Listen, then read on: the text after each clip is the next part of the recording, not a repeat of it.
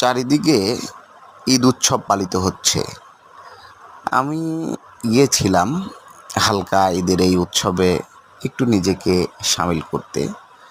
So আমি যে জায়গাটি গিয়েছিলাম সেই জায়গাটির নাম গোলাম কিবরিয়া সেতু। তো এই গোলাম কিবরিয়া সেতুতে আমরা ঈদ উদযাপন করতে গিয়েছিলাম। এই গরমে যেমন ঈদ পালিত হচ্ছে এরকম একটা ঈদ আমরা দেখতে গেছিলাম।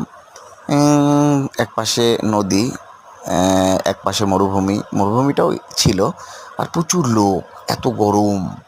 এই গরমে আমরা মোটামুটি হাঁপায়া গেলাম। হাঁপায়া যাইতে যাইতে হঠাৎ করে 2টা কুলফি খেয়ে নিলাম।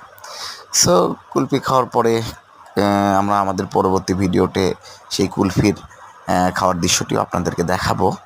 সো গাইস, আপনারা যারা আমাদের এই চ্যানেলটি নিয়মিত দেখে থাকেন, কে কোথা থেকে ঈদ উদযাপন করছেন, আপনাদের ঈদ কেমন গেল, এগুলো আপনারা আমাদেরকে প্লিজ কমেন্টস করে জানাবেন। আর অবশ্যই আমাদের চ্যানেলটি সাবস্ক্রাইব করবেন, লাইক করবেন, কমেন্টস করবেন এবং আপনাদের সবার ঈদ সুন্দর কাটুক, নিরাপদ কাটুক এবং ভয়ানক গরমেই কাটুক, সেই প্রত্যাশা রেখে আজকের মতো এখানেই শেষ করছি।